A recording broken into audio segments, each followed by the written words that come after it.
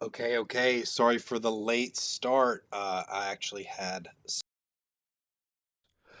I think my mic is working now. I actually had some technical issues with a wire essentially not working that usually works. So basically, I had a few issues and now it's somewhat resolved. I have like one computer that's usually here, like way over here. So, anyways, hopefully everything works out good. We do have some pretty big news, at least one major story. I'm going to refresh some of the other stories and we will see the latest rumors, the latest news in the world of cameras. We will talk, we'll have a good time. Hopefully, more and more people will start to flood in and we can have a conversation. Hit that like button if you are here, it gets it out to more people. Like I said, I'm sorry for the late start. Let me know if you're here in the chat. How's the lighting? Is it working out? Is the microphone working? Let me know all that in the comment section. Let me see if anybody's commenting. A lot of times most people just listen. But if you are here and you want to comment, I am here to talk. Appreciate the like. Thank you for getting it out there. Um, as you can see, I'm like sweating over here because I was getting everything ready. I was like, oh my gosh, what is wrong? Anyways, I fixed it. Hopefully. So I'm going to quickly while we get people hopefully chatting in the chat. I'm going to go ahead and run through the basic rumors. The way this generally works, if you are new here, is I have a couple of main topics that I'll go over later, a little bit later in the show. Probably won't be as long tonight since I did start late, but we'll go for about 45 minutes to an hour. I will go over some of the bigger stories later, but what I like to do is sometimes I get lucky and I refresh like Canon rumors, Sony rumors, and all the major rumor sites and news, I guess, camera trade sites. And sometimes we get lucky, we get some like breaking news, and other times we have some news that maybe happened a couple days ago, but it's a very interesting story we can go over.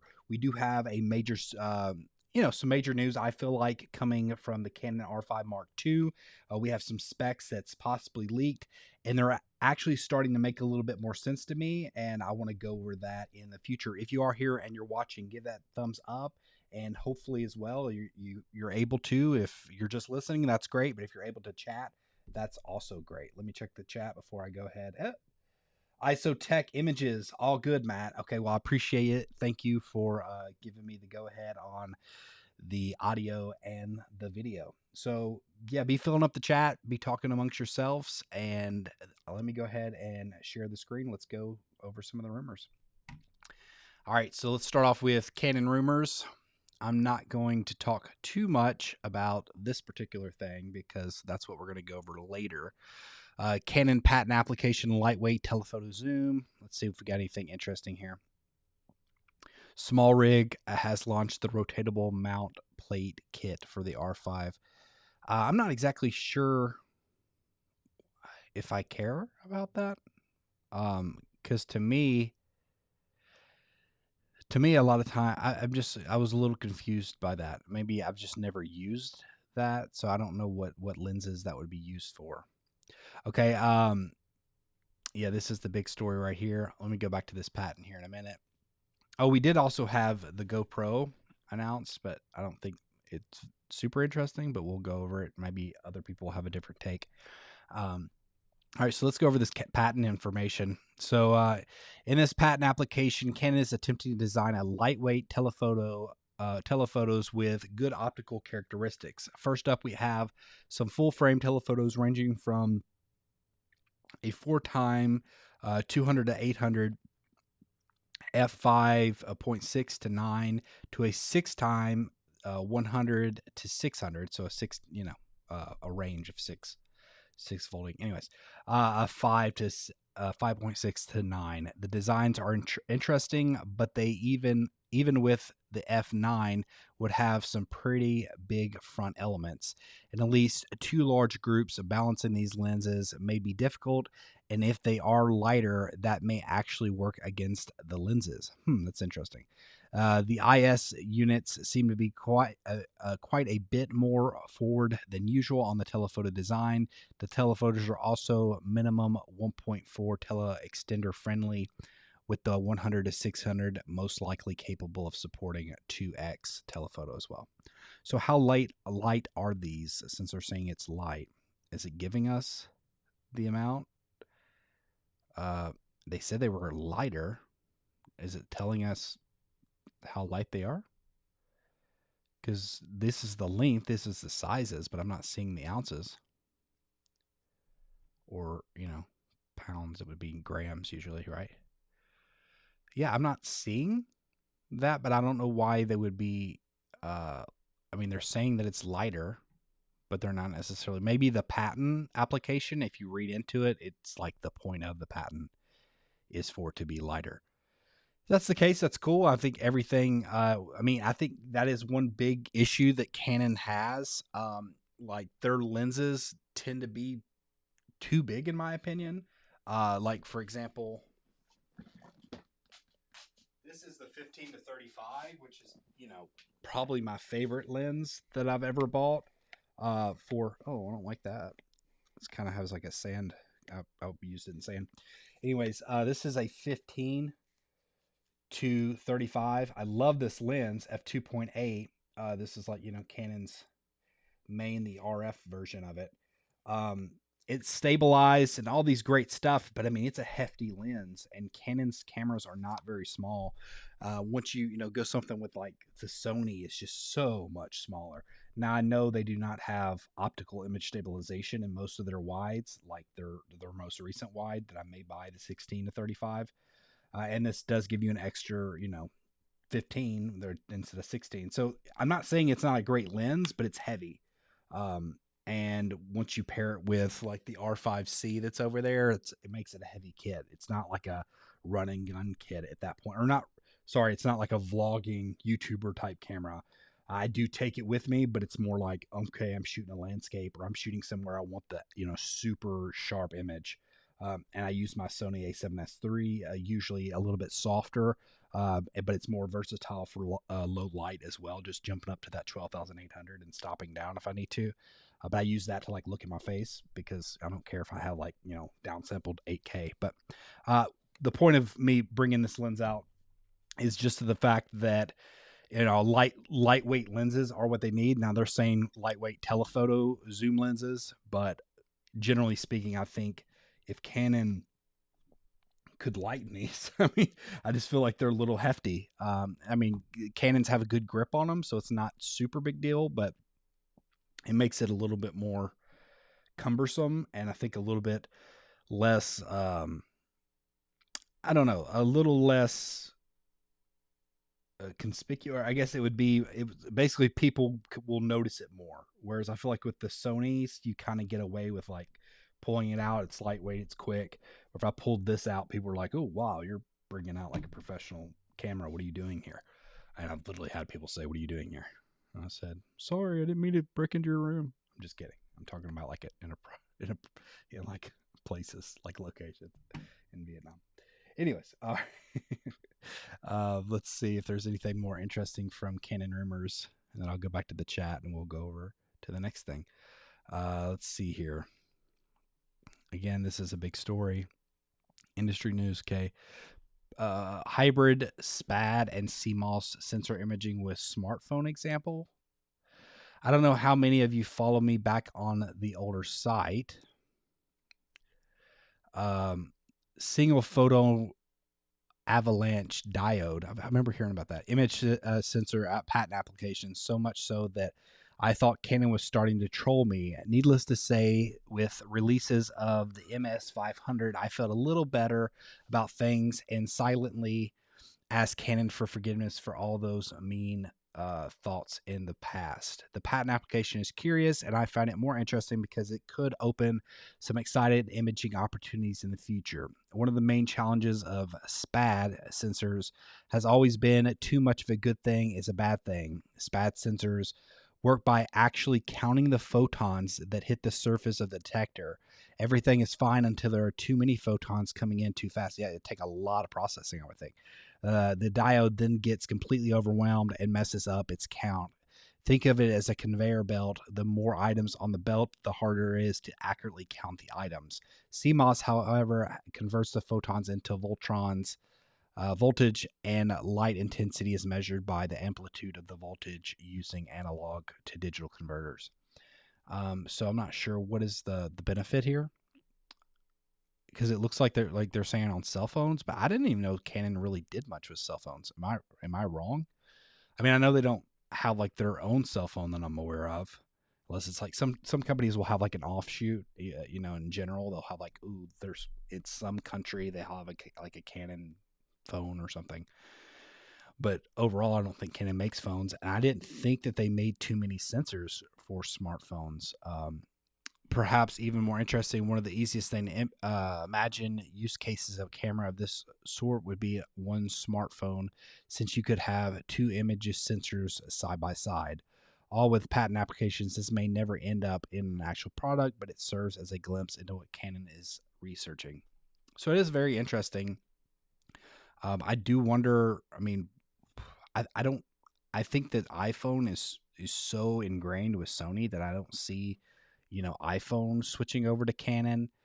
And Sony has such great sensor technology, and they already have a process. They have a working relationship. I really doubt iPhone would switch over.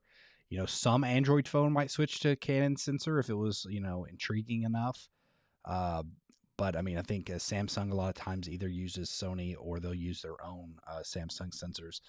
So to me, like, I think more than likely they'll do stuff with more, computational type stuff. And this is a cool idea, but I don't see it in the cell phone. All right, let me go back here, finish out Canon rumors.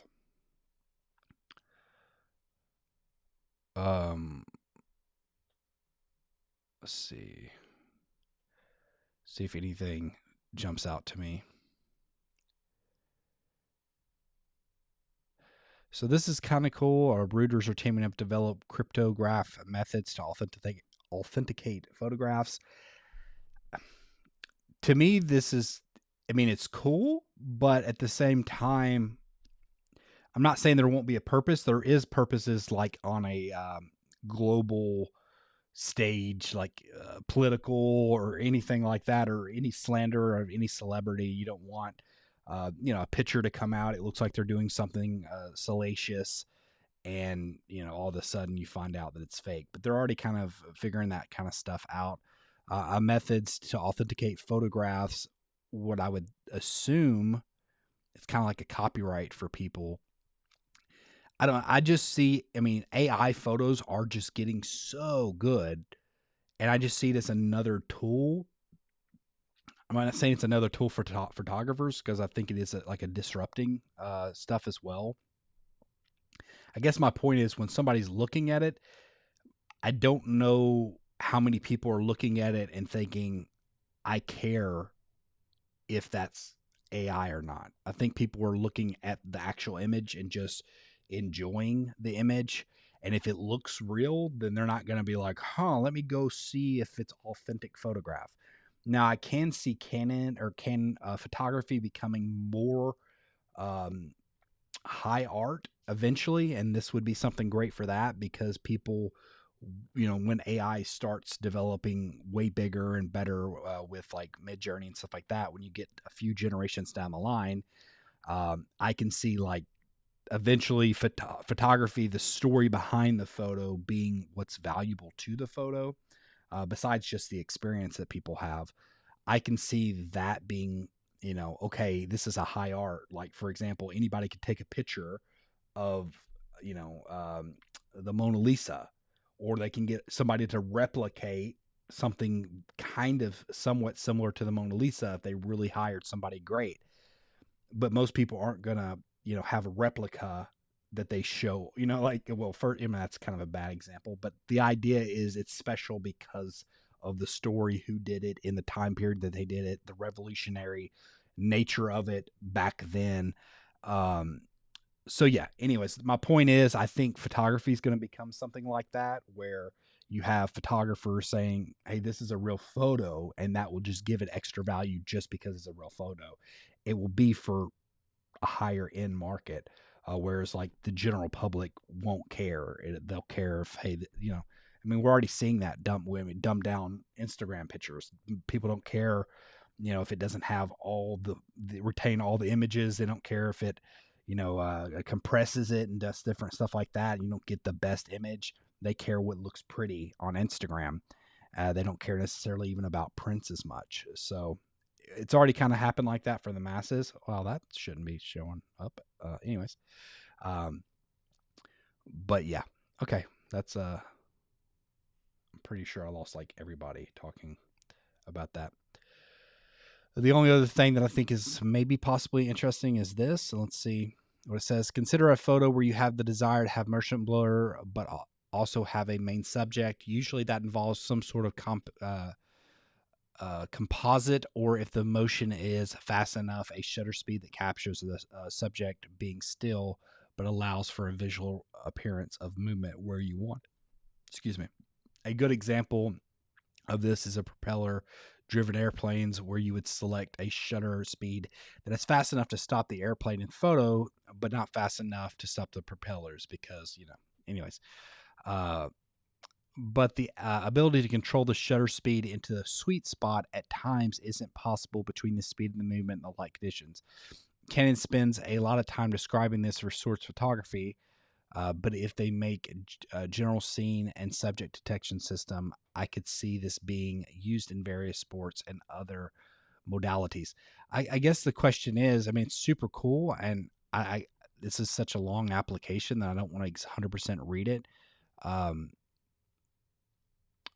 But yeah, okay. So in this case, 120 frames per second, and then the camera can composite the frames. They're doing compositing. I see it being a cool technology, but like they're talking about sports applications. If you're a high-end sports photographer and you may be you're trying to catch the shot, or, get the shot of something that's maybe never going to happen again. You're trying to document it and just get that, amazing picture that's going to make the magazine, or it's going to make the website, or whatever the case may be. I don't see magazines wanting to play with this, or, I don't see professional photographers wanting to play with some new technology like this in any professional setting. Now, if it is something that's kind of cool that maybe they like really perfect down the road, I can see it being cool. It's not that it's not cool. It's just, I think there's so much room for error that, a professional may get extremely upset if it doesn't work properly, and I don't see it working properly. I don't see it working consistently enough for a professional to trust it. All right, let me go back to the chat here before I move on to Sony Alpha rumors. Let's see here. Okay. Light would have to be well under 2 kilograms for me. Yes, but the RF 100 to 400 weighs less than the 24 to 105 with a 67 millimeter front filter thread. Is that because of the IS in it, or is it just because of the quality? Because I do know the quality of the 105 to okay, well, that is a similar range. I think, am I wrong in saying when you get wider lenses, usually it kind of, because I know you need more glass to make the magnification, but I also feel like a lot of times wider glass seems to be fatter. I don't know. Maybe I'm wrong. It's been a while since I've thought about it in that relative term. I don't know. Maybe you can clarify exactly what you mean there. I think I was maybe talking over you, and I didn't get to interact right away. So maybe I got a little bit confused. If you are here, okay, got it. Not an L series lens, but the F9s won't be either. Yeah. No, I get what you're saying. Yeah, this is an L series. Well, this is the 15 and 35, but it's L.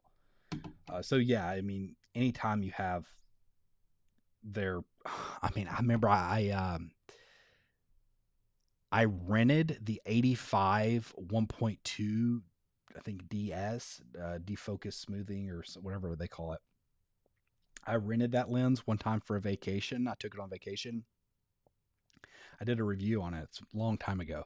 That lens was like a chode, man. It was really fat, really heavy. And I remember thinking, I mean, this is a super cool lens, but it's a very specialty lens. 100% wouldn't be for my style of shooting. It just wouldn't be in my budget. It wouldn't be in my budget, but it also wouldn't. If a lens costs that much, it would need to do a lot for me, and it would be very specialized for. It's like a $2,700 lens. If I was going to pay $2,700 for a lens, I would want it to replace like 2 or 3 of my other lenses. But I'm not a professional, portrait photographer, that's what it would, not 100%, but that would be amazing use case for it. But it was super heavy and fat. I would just never buy that. I have the 85 f2 that is a macro, and I mean, granted, there's no comparison in quality, but it's like 1/5 the price or something like that. Maybe 1/4 the price of $600 or $700 for that versus 26 or 700 for the other. So for me and my use case scenario, for any time that I would actually need an 85, I feel like I've gotten some pretty pictures out of it. I mean, f2 is not perfect, but for my use case, when I don't use an 85 very much, I find it works quite well. Okay, so Isotech is here. Appreciate you interacting, man. It really helps the flow of the stream. Does everybody like Saturday nights? I tend to like Saturday nights. I know right now I'm going to be competing with Saturday night football, but I don't really watch Saturday night football unless it's 100% like my team or there's something big going on like playoffs or something like that. I just don't feel like I necessarily care that much. But obviously I understand if, other people are like, oh, I really like football. But, watch this after the fact if you get a chance. But I just feel like Saturday nights has been a pretty good night to get, a good amount of people. And we've had some good interactions. I just don't want to give this time slot up. Ideally, I mean, I would think Friday nights would be even better, but David Osler used to do Friday nights, and I think he may start back up. I just don't really want to step on his toes because, I mean, he has a bigger audience, but he's also just great. I enjoy watching his show. I'd rather just be able to interact with his show than be doing my show at the same time. If you are here and you're watching, hit that like button, get this out to more people so we have a more engaging conversation. Let me go ahead and jump over to share this, and we'll go to Sony Alpha Rumors and see if anything new happened. Global digital camera market share 2022, Canon well ahead of Sony. So yeah, this is interesting to me because, when you usually just look at things in a vacuum, like you see the different big Japanese manufacturers or like stores and markets, a lot of times Sony is just dominating the top 10 list. But when you get the actual numbers in, there's just no comparison. You have right here 46.5%. It's up plus 0.7. And Sony, this is in Japan, but Sony is down almost a percentage point, 0.9, and they're up, close to a percentage point, almost a percentage point. So that differentiator is widening. The gap is Nikon. It's nice to see them, pop up just a little bit. It basically looks like Sony lost this 0.9, and most of it went, some of it went to Canon, some of it went to Nikon, and then this makes up the extra difference here. But yeah, I mean, I'm just surprised. Not that I dislike Canon in any way. I think one thing that is happening is that there's a lot of DSLR shooters that are finally starting to switch over to mirrorless because they are just such a prominent force in DSLR cameras, and they're pretty much given up on that at this point. I don't even know if they even, I think there's some cameras that they still manufacture, but I mean, they've basically discontinued any kind of new versions of it. So I think eventually people are starting to switch over. Now you've had cameras like the R10, the R7, the R9, cameras that are in a budget-friendly range that a lot of the general public mirrorless shooters, DSLR shooters, where they used to go into a store and they'd be like, "Oh, let me get the M50 or the those type of cameras." Now they're able to kind of start moving them over to a mirrorless camera. So I think that's making a big impact here. Um, yeah, I mean, of course, Sony is killing it with images because they do all the or sensors. So yeah, I mean, see, Canon's not even on this list of sensors just because cell phone market is so much bigger than the camera market. And then Samsung, of course, is in second, and that's pretty much just all cell phones at this point. I don't even know if maybe they make for other camera manufacturer or cell phones as well. Sony still leads in the full frame mirrorless segment, but Canon is doing much better when it comes to fixed lens cameras with APS-C. Something we know and APS-C. I was like, with APS-C? Something we know Sony has neglected in the past years. I wonder if the booming vlogging market, I'm thinking it's what it's supposed to say, will make it so that Sony will gain market share in 2023 because this year they launch 2 new logging cameras. Vlogging cameras. There's a big logging trend. These loggers are out in the woods and they tell stories. Anyways, it's enough. The ZV-E1 and the ZV-1 Mark II, which seems to sell quite well. Great. More vlogging. I'm just kidding. I like to vlog.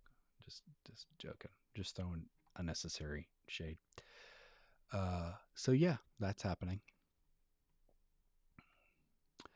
Anything interesting? I never actually went over the R5C. I didn't get to do a live stream last week, so that was like one of the first times I've missed in a long time. I don't know. I went over, I think pretty much, excuse me. I think pretty much all the rumors were true. The R5C and the R5 CR, R5C Mark II and the R5CR. Nothing really surprised me there. Doesn't look bad. But to me, it's just, it kind of gets exhausting how much Sony reuses their cameras, and they don't really add too much to them. It's just like, oh, this is, I mean, they're still recycling the A7S III at this point in multiple cameras. And now this was a recycled A7 IV and A7 R5. At least it was recycled fairly recently. So these are newer cameras that they're somewhat recycling. So, I mean, that's kind of cool. But I like to see new tech come out and things that are fundamentally interesting and different and pushing the boundaries. I think if Sony was doing that more often, I mean, I still want these firmware because I feel, very neglected in the firmware department with the A7S III, and pretty much all Sony cameras are fairly neglected, especially when you compare to like Canon and Nikon that do their stuff. But I think I would feel a little bit better about it if Sony was constantly putting out like newer, better versions of their cameras. Like if an A7S IV had already came out, I don't even know if they're going to have one, but my example still sets an FX3 Mark II or an A7 9 Mark III, or even an A1 Mark II, which I know these are fairly cameras that I'm just saying if they were releasing newer versions of like higher end cameras more often, then I would be like, okay, I'm not getting all the firmware updates, and maybe people would be upset that their camera seems like it's, being more obsolete faster or whatever. That being said, what upsets me more is that they bring out these cheaper cameras, like you have the ZV-1 or the ZV-E1 that's cheaper than the A7S III, that basically has all the same parts of the A7S III and this AI chip now, which is great, fine. But they have all these features that a lot of the features could easily translate over to their older cameras. Focus breathing, some of the new menu systems, things that are very easy and already in other cameras that are just not there. I think that upsets me more seeing that type of stuff than it would be if my camera was being like, oh, the A7S IV is already out, and it came out 2.5 years after A7S III. I'd be like, oh, cool. They're pushing the boundaries. That's a new camera.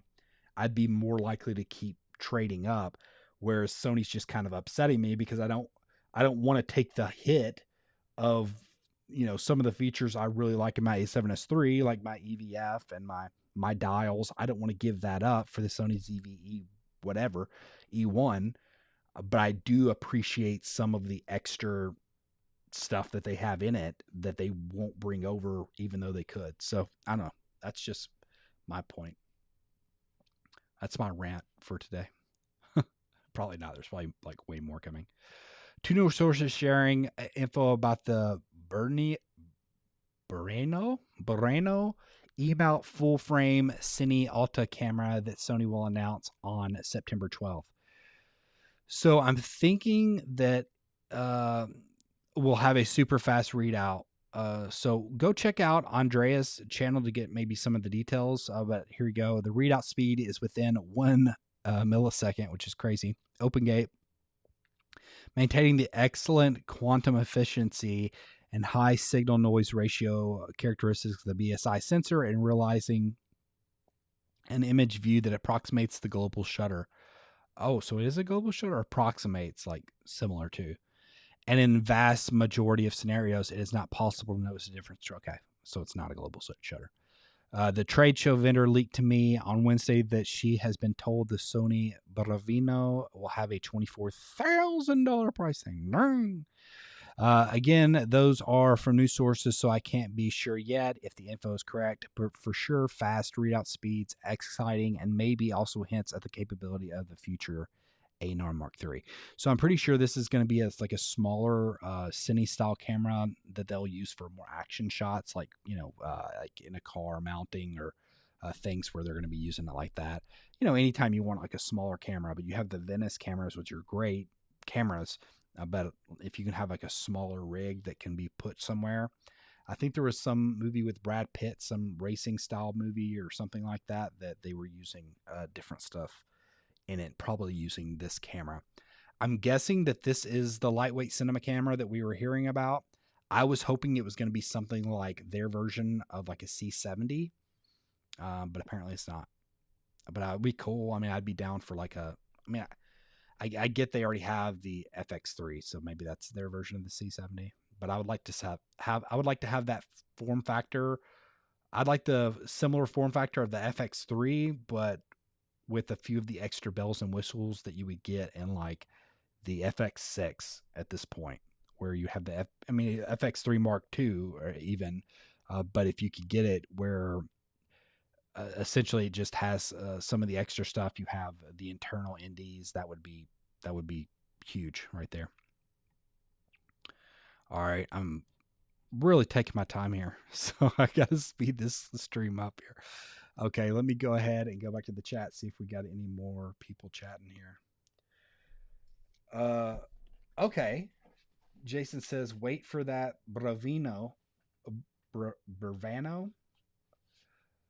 Okay, so what do you know about this that we don't, Jason? Everything, I'm sure. You're always on top of stuff. So I think you just sent that. So what do you? I know you had the R5. You had the he had the A7C and the Mark II and the A7RC. And I knew he did. CR, I can't remember. Anyways, he had those cameras, like I knew he did, and yeah. So do you have this Bravino camera? Burano? Is that what it is? It sounds Italian. I'm guessing it is because of Venice cameras. Maybe they're like using the same stuff. What do you know about this? Is it something that you can talk about? I mean, I know it's getting announced in a few days, but I mean, to be honest, what's my market? Come on. The people here, by the time enough people would watch this that would care, it'll be past the 12th anyways. Because I don't think many people are going to shell out for a $24,000 camera. Can you give us something, Jason? I know you couldn't give us anything on the A7C Mark II and the A7R or A7CR. You know what I'm saying? You couldn't give us anything on that camera. It was a very popular camera that's consumer friendly that we can't use. I get it. But is there any is there any just a little bit that you can share with us? Because you obviously know something about it. You said wait for it. I'm guessing I'm not going to be able to afford it. Can you say whether or not Can I just ask you a question? Like, they're saying it's going to be $24,000. Is that, you can say like ballpark? Can you be like, that's in the ballpark? Or can you say something along the lines of, that's not close. It's going to be more consumer friendly, or it's going to be more professional. Can you give us anything, Jason? Or are you just here to look pretty like you always do with your Jack t-shirts?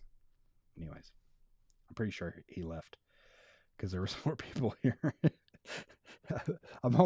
He watches, and I always appreciate, like, if you haven't checked out Jason, his channel is incredible. His work is incredible, extremely professional. I need to get on his level. I'm trying. But he gets a lot of these review cameras and everything, and I'm trying to pry something out of them just to feel like we got a scoop here. I mean, there's not many people watching. Come on, Jason, it's just us.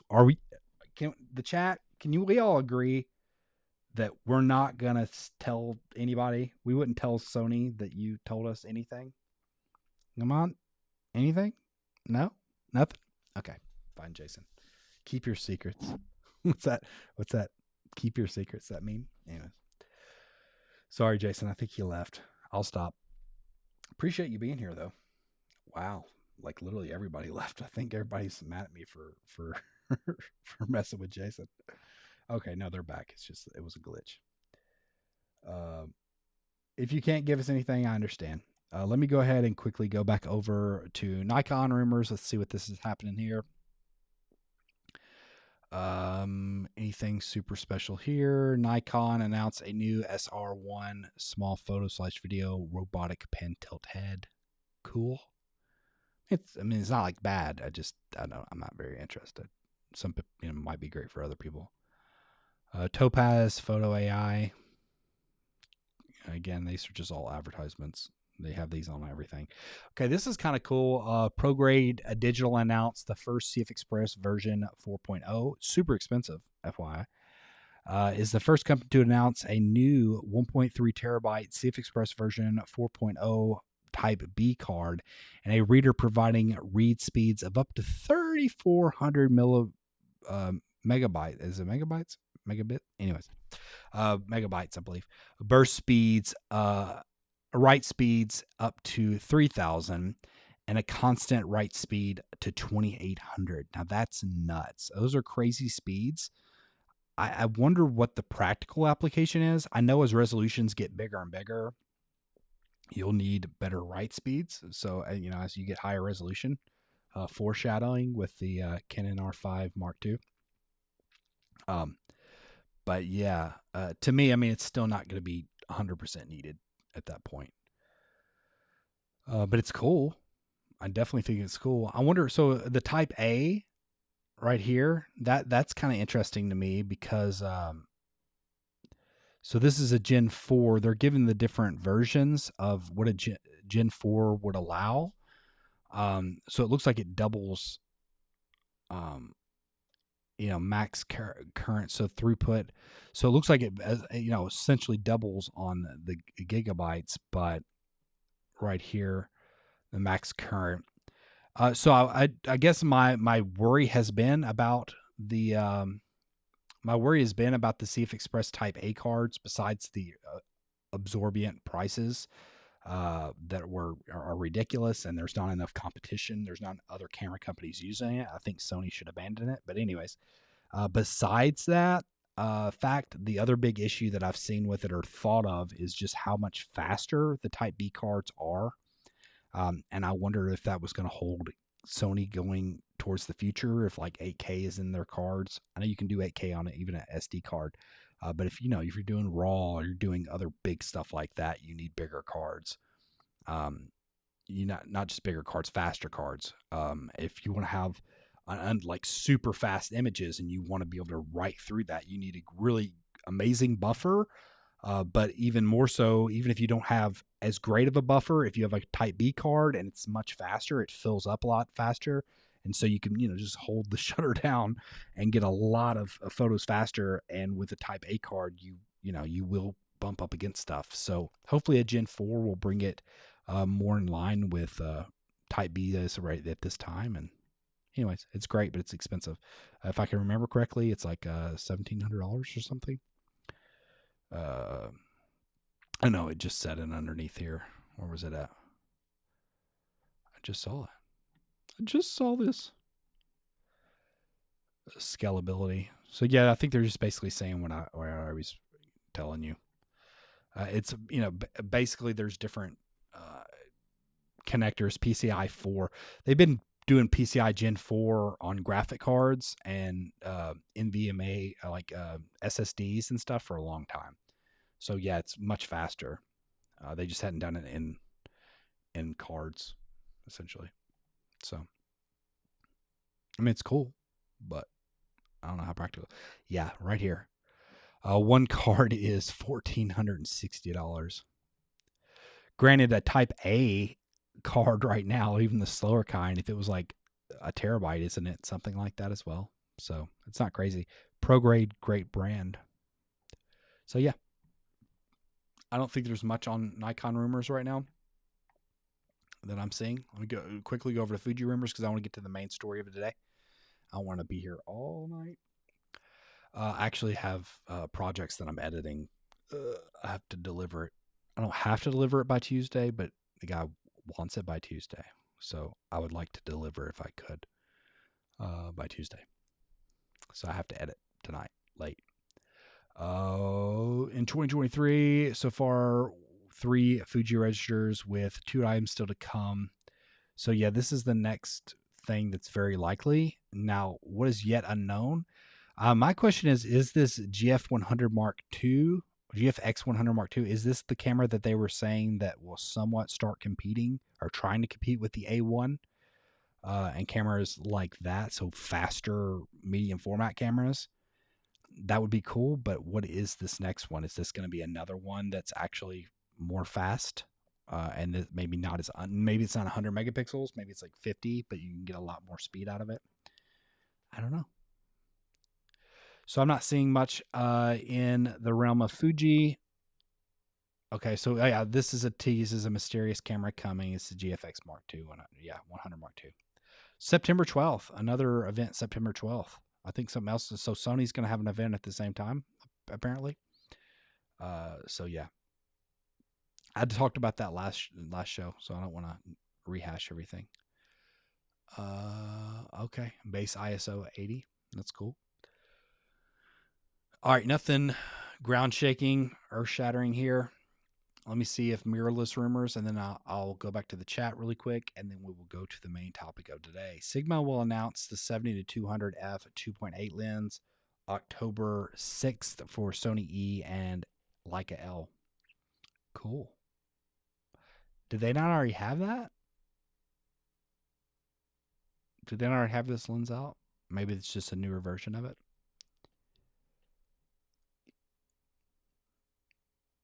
G9 Mark II will announce on September. So is there some big trade show going on that for some reason I'm out of the loop with? Launched a teaser for a September 12th announcement. The teaser is super clear what hints. Micro Four Thirds G camera. The new phase means that Panasonic's first Micro Four Thirds camera with phase detect autofocus. Great, finally. But you should give up on phase detect autofocus. just serious. Anyways. No, not face detect. Sorry, you should give up Micro Four Thirds. Panasonic confirms that it will have no imminent plans. They have no imminent plans for 8K on their cameras. So apparently, that they have so that it's not going to happen. Is kind of what they're saying. This likely means that the S1H and the GH6 successor will both not have 8K. So Simon, the Ordinary Filmmaker, he had this big rumor. It was out a while back ago. He said it was a super trusted source saying that S1H Mark II was coming out shortly. It sounded like it was going to have very similar specs to the Nikon, what wound up being in the Nikon Z8. But it sounds like maybe those weren't as reliable as he thought they were, or they were mistaking or something like that, because it doesn't sound like. I mean, it never came out. That's for one thing. But even if it was delayed, according at least to this, they're not going to be doing 8K anytime soon. Okay. So we are here. Let me go back to the chat. Okay, cool. So my wife is needing me to come pick her up soon. So let me go back to the chat really quick. Uh, ISO Tech Images. He said, nope, I would run straight to Osler with it. Traitor. I'm just kidding. So that's why we don't get nice things from Jason. That's why we don't do it. Anyways, just saying. All right, let me go ahead. Appreciate that. That's funny. It's not like he was going to give us anything. Anyways. But it would be cool sometime, give me a call, drop in the DMs, Jason. I'll just blur out your face and name and won't say it was you, but hey, this has this. I remember, man, I thought you were dropping hints of a firmware update for the A7S III a long time ago, back when the FX3 was having its big update that should have came to the A7S III. Especially in retrospect, now that they've put a lot of the same menus in their current cameras, like the A7 R5 or A7, yeah. So, anyways, I remember like getting some. I felt like you did some hints of that, and like I ran with it. I was like, yes, the major A7S III firmware is finally happening. I mean, it was like the video took off, but I looked like a moron because the FX3 came out with this amazing update. I was like, it was supposed to be an A7S III. Anyways, so maybe it's best. I'll run with things and be wrong. Lose all credibility that I probably don't even have yet. All right, we have some big news coming to us via Canon rumors, and this is in regards to the Canon R5 Mark II.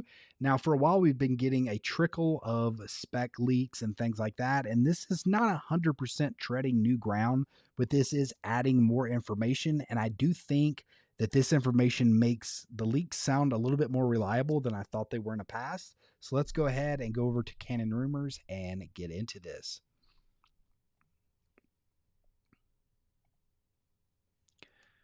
All right, here we go. Again, this is coming to us via Canon rumors, so just give the props where they are.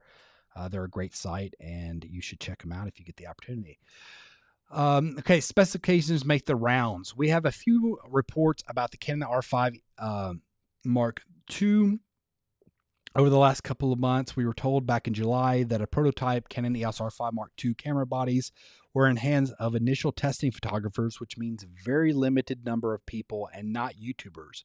We're pretty confident in the truth to that initial rumor for reasons that we can't publish. So basically, because it sounds like to me they can't publish it because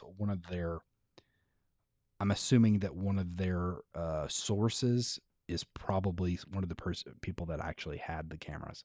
Anyways, or knew somebody that did. Later the same month, it was reported that the ESR5 Mark II would get a resolution bump to 60 megapixels. I think it's useless. Don't want them to do that. Anyways, which was pretty well received once it was reported that Canon would offer multiple resolutions. That's better. Likely using pixel binning like Leica has done with the M1 or M11. I don't know if I like that. Now, a report that looks like it's originated at the Camera Insider shows off a few more specifications, somewhat based on previous rumors, here along with added specs. Some of these specifications are obvious upgrades, other over the original ESR5, just based off of what's happened with the ESR cameras since the R5 launched.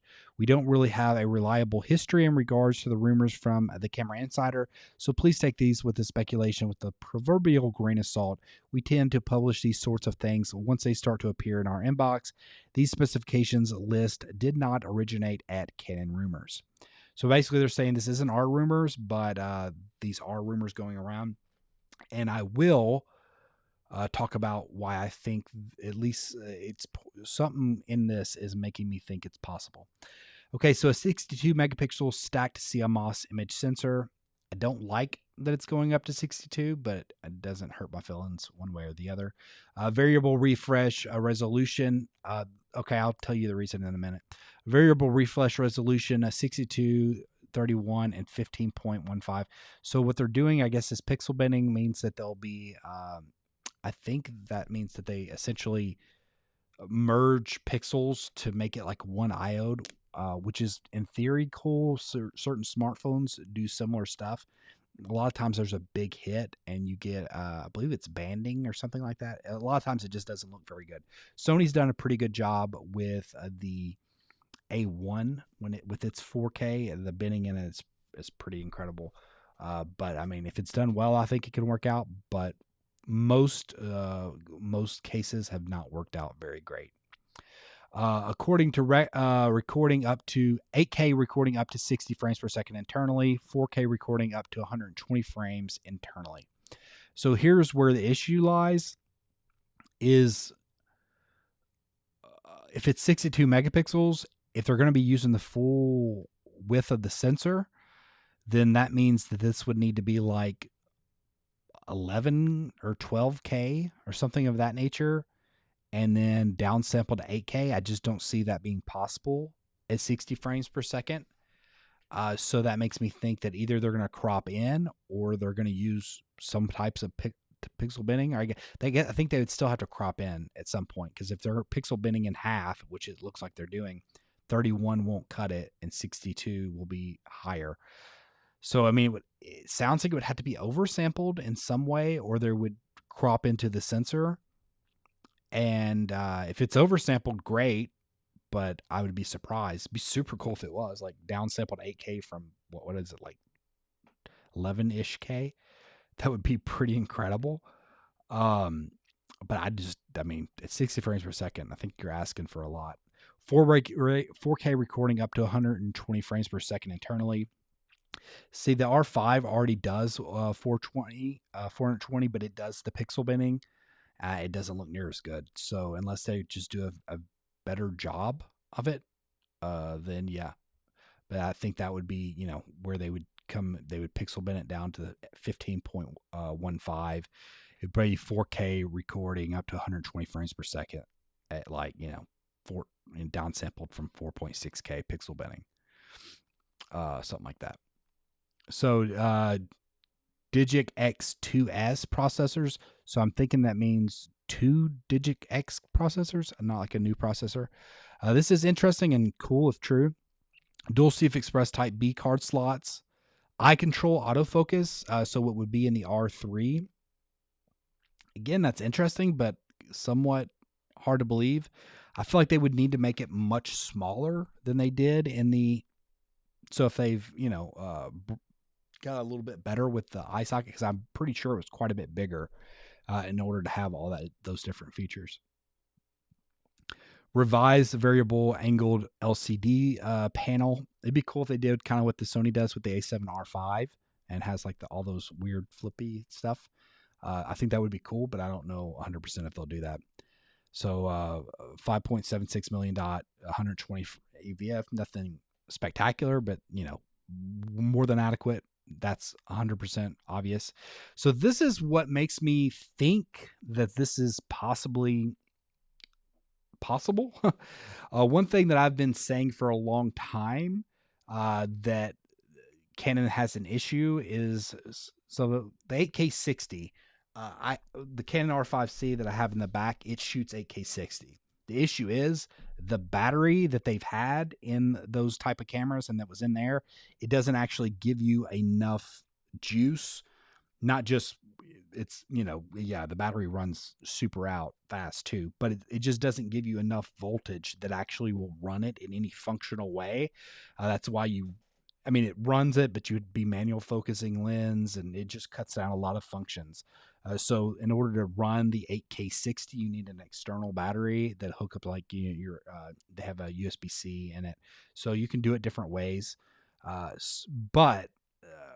So I've been saying that if they're going to do 8K 60 at 60 or 8K at 60 frames per second, then they needed a new battery.